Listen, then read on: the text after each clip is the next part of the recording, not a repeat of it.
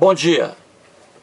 Em vários vídeos, 13 que eu postei no YouTube, em 13 vídeos venho mostrando aspectos da ação penal 470 julgada pelo Supremo Tribunal Federal, o famoso caso Mensalão. Ontem, segunda-feira, dia 17 de dezembro de 2012, o Supremo Tribunal Federal chegou ao fim do julgamento do Mensalão. Ontem, o ministro Celso de Mello votou a favor da competência do Supremo Tribunal Federal para decretar a perda de mandato dos deputados federais envolvidos no Mensalão. E ele desempatou. Ficou o placar em 5-4. 5 ministros foram favoráveis ao Supremo Tribunal Federal e 4 ministros foram favoráveis à Câmara dos Deputados, para que ela ali decrete a perda de mandato dos deputados federais. Ficou o placar, então, em 5-4. Muita gente pensa que o Mensalão acabou-se ontem. Não, não se acabou, porque ainda vai haver a fase de recursos. E os recursos podem alterar, e muito, essas decisões. Portanto, ainda a ação penal 470 não se acabou, porque ainda não há trânsito em julgado dessas decisões. Ou seja, essas decisões comportam recursos, mudanças, tá? Podem ocorrer ou não. Muito bem. Em 13 vídeos, como já disse, eu estou comentando acerca do Mensalão. E nesses 13 vídeos, em um deles, eu já comecei a abordar aqui o caso da perda de mandato desses deputados federais. E estou com aqueles ministros do Supremo Tribunal Federal que decidiram a favor do Supremo Tribunal Federal para decretar a perda de mandato desses deputados. Essa decisão, de fato, cabe ao Supremo Tribunal Federal e não à Câmara dos Deputados. E, como já disse, em um vídeo comecei a abordar sobre essa perda e comecei ali a dar um exemplo, tá? Um argumento. E agora volto com o segundo argumento. São vários argumentos. E faço isso de forma dividida, porque o YouTube só me concede aí uns 15 minutos, ou 20 talvez agora. Mas vamos lá. Vou trazer aqui mais um fator preponderante que dá razão àqueles ministros que optaram pela competência do Supremo Tribunal Federal para decretar a perda de mandato dos deputados federais envolvidos no Mensalão. Vamos aqui ao quadro. O placar, como eu já disse, ficou em 5-4. 5 ministros foram favoráveis ao Supremo Tribunal Federal. O Supremo Tribunal Federal é que deve decretar a perda de mandato dos deputados federais. Já 4 ministros votaram a favor da Câmara. Segundo esses 4 ministros, a Câmara dos Deputados é que deve decretar a perda de mandato deles. E os ministros que votaram a favor da competência da Câmara dos Deputados foram Ricardo Lewandowski, Dias Toffoli, Carmen Lúcia e Rosa Weber. Muito bem. E esses 4 ministros se basearam no artigo 55, parágrafo 2º da Constituição do Brasil. Vamos aqui à Constituição Federal. O artigo 55 diz assim: perderá o mandato o deputado ou senador. Vamos tirar aqui senador. O caso aqui é deputado, não é isso? Vamos ficar só com deputado. Vamos lá. Perderá o mandato o deputado. Aí vem aqui o inciso 6º, que é o inciso que nos interessa. O 6º diz assim: perderá o mandato o deputado que sofrer condenação criminal em sentença transitada em julgado. Veja, internauta, a Constituição Federal do Brasil está dizendo que se um deputado federal sofrer condenação criminal em sentença transitada em julgado, esse deputado perderá o mandato. Está bem simples. Ou seja, ele vai perder o mandato. E como ele perde o mandato? Qual é a causa da perda desse mandato? Ora, a causa é que o deputado sofra uma condenação criminal em sentença transitada em julgado ou em acórdão transitado em julgado. Então, se um deputado federal, veja aí, é a Constituição que está dizendo, se um deputado federal sofrer condenação criminal em sentença transitada em julgado ou em acórdão transitado em julgado, que é o caso do mensalão no Supremo, esse deputado vai perder o mandato. É a Constituição que manda. Então ele vai perder o mandato. Não há escapatória para ele. Ele vai perder o mandato. Muito bem. Vamos agora ao parágrafo 2º. Nos casos dos incisos 1º, 2º e 6º, que é o caso aqui, a perda do mandato do deputado federal será decidida pela Câmara dos Deputados. Foi esse parágrafo aqui, que os ministros, os 4 ministros que votaram a favor da Câmara dos Deputados, foi esse parágrafo em que eles se apoiaram. Ora, mas aqui é o problema. Veja, a Constituição está dizendo, lá em cima, no artigo 55, que o deputado federal que sofrer condenação criminal transitada em julgado ou em acórdão, transitada em julgado, em sentença criminal transitada em julgado ou em acórdão criminal transitado em julgado, esse deputado vai perder o mandato. Ora, ele perde o mandato apenas se sofrer a condenação criminal. Não há caminho para ele. Perde o mandato. Aí aqui, se você analisar bem, essa expressão aqui, decidida, está escrita aqui de forma incorreta na Constituição. Ora, porque se um deputado federal sofrer a condenação criminal em sentença transitada em julgado, a Câmara não vai decidir coisa alguma. Ela não tem que decidir aqui.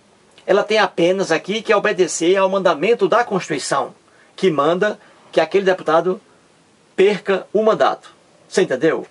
A Câmara não vai decidir. Ela não tem outro caminho a não ser decretar a perda de mandato desse deputado federal, porque ele sofreu condenação criminal transitada em julgado. Você entendeu? É isso que aqui está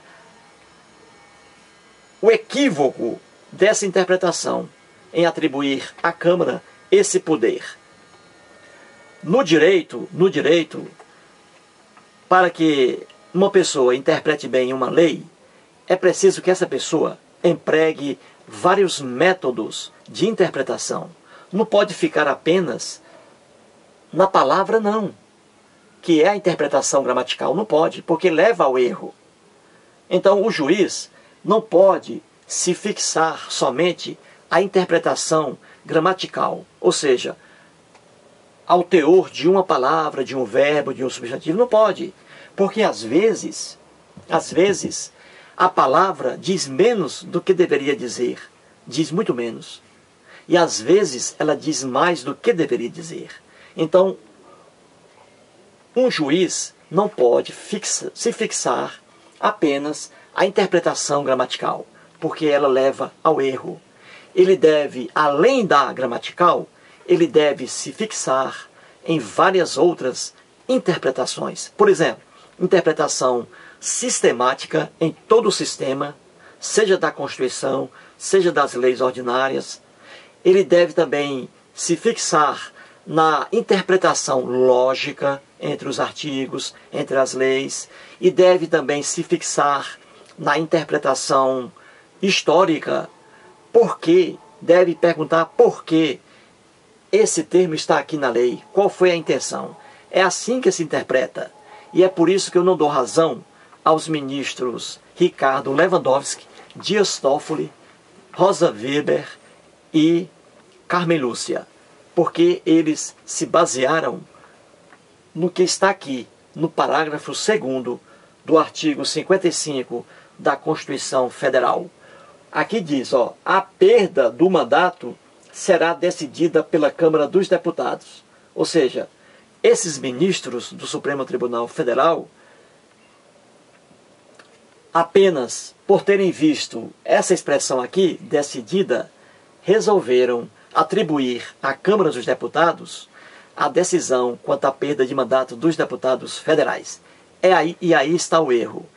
Eu vou aqui, neste vídeo, como o tempo é escasso, vou apenas fixar aqui, e que vai matar na hora essa questão, é o aspecto, a interpretação histórica. E os ministros Gilmar Mendes e Celso de Mello trouxeram ao plenário, durante o voto deles, trouxeram essa interpretação histórica que acaba de uma vez por todas com essa confusão. Os ministros Gilmar Mendes e Celso de Mello. Muito bem, vamos aqui. Quando os deputados federais e senadores resolveram fazer aqui o parágrafo 2º, resolveram criar o parágrafo 2º do artigo 55 da Constituição, qual foi a intenção deles em colocar essa expressão aqui, decidida? Qual foi a intenção deles?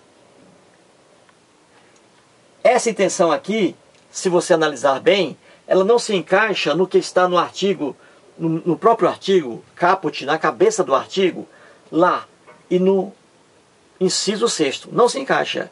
Por quê? Porque aqui já diz que aquele deputado federal que sofrer condenação criminal em sentença transitada em julgado ou em acórdão transitado em julgado, esse deputado vai perder o mandato. Ou seja, basta uma condenação criminal em sentença transitada em julgado ou em acórdão para que esse deputado federal perca o mandato. Então, diante dessa situação, não há por que a Câmara se reunir para decidir acerca desse fato. Não há, porque a decisão aqui não há outra, é a perda de mandato. Não há como aliviar a barra de deputado federal aqui. Você entendeu o comando? Pois bem, então vamos ao aspecto histórico. Quando deputados federais e senadores resolveram criar o parágrafo 2º, qual foi a intenção deles em colocar isso aqui? Que a perda do mandato do deputado federal será decidida pela Câmara dos Deputados. Por que eles colocaram isso aí? Qual foi a finalidade?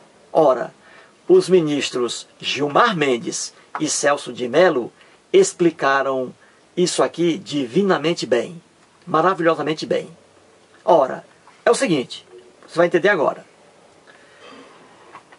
Deputados federais e senadores criaram o parágrafo 2º do artigo 55, ou seja, atribuindo a perda do mandato dos deputados federais à Câmara dos Deputados apenas naquelas situações em que o deputado federal sofrer uma condenação criminal, seja em sentença transitada em julgado, seja em acórdão transitado em julgado.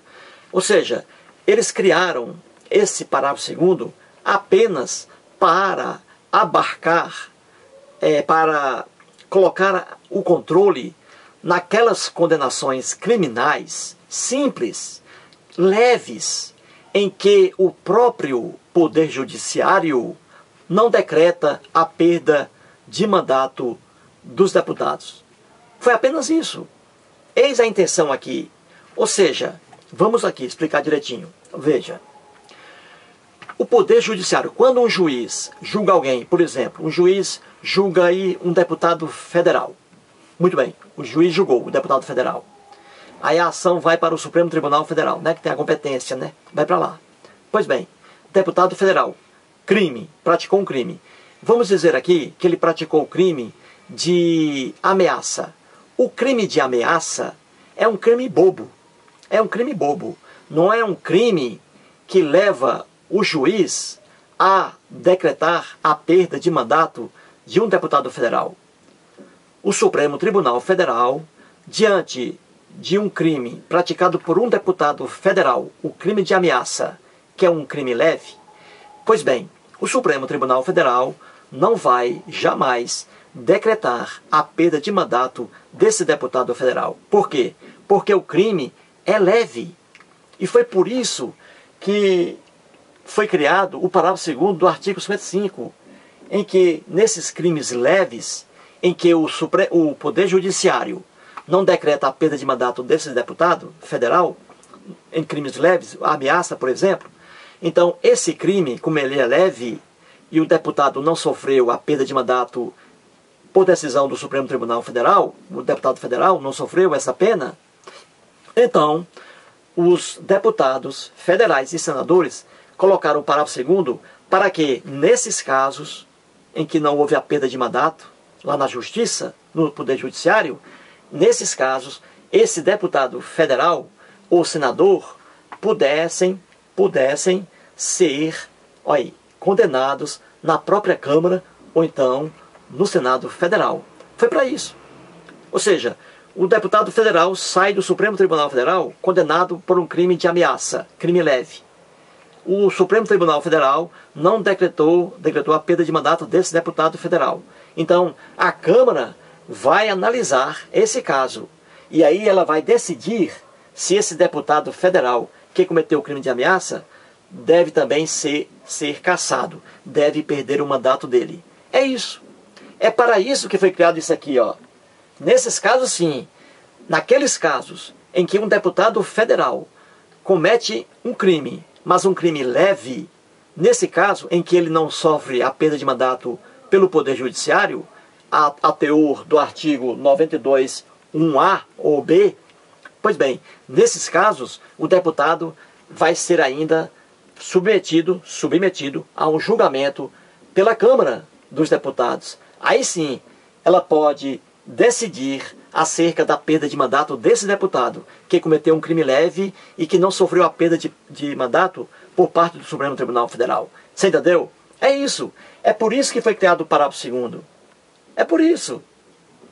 Agora, quando o Supremo Tribunal Federal condena um deputado federal que cometeu crimes contra a administração pública, que são crimes gravíssimos, quando um deputado federal comete um crime dessa natureza, que é o caso do mensalão, corrupção ativa, corrupção passiva, peculato, formação de quadrilha, etc. Então, nesses casos, quando um deputado federal comete um crime assim tão grave, o próprio Poder Judiciário, de acordo com o artigo 92(1)(a) e 92(1)(b) do Código Penal, o próprio Supremo Tribunal Federal vai decretar a perda de mandato desse deputado federal. Aí é outro caso, é diferente. Então, veja, o parágrafo 2º foi criado, aqui da Constituição, foi criado para a Câmara decidir aqueles casos em que deputados federais cometem crimes de natureza leve. É o caso de ameaça. É o caso de ameaça. Ele não vai perder o mandato dele lá no Poder Judiciário. O Poder Judiciário não vai decretar a perda de mandato, porque o crime é um crime leve. É um crime leve, é um crime de ameaça. Agora, naqueles crimes em que deputados federais estiverem incursos naqueles crimes graves contra a administração pública, como diz lá no artigo 92(1) do Código Penal, como eu já mostrei aqui em vídeo anterior, aí nesses casos não. Quando o crime é gravíssimo, principalmente contra a administração pública, aí o Supremo Tribunal Federal, o Poder Judiciário, vai decretar a perda de mandato desses deputados federais. E a Câmara nada pode fazer, nada, porque ela só pode decidir naqueles casos simples em que o próprio Poder Judiciário não decretou a perda de mandato dos deputados federais. Espero que você tenha entendido, internauta. Eu, infelizmente, vou ter que concluir, porque o YouTube só me concede 20 minutos agora. 20. Ainda é pouco. Em outro vídeo, voltarei ao assunto. Aí está. Muito obrigado.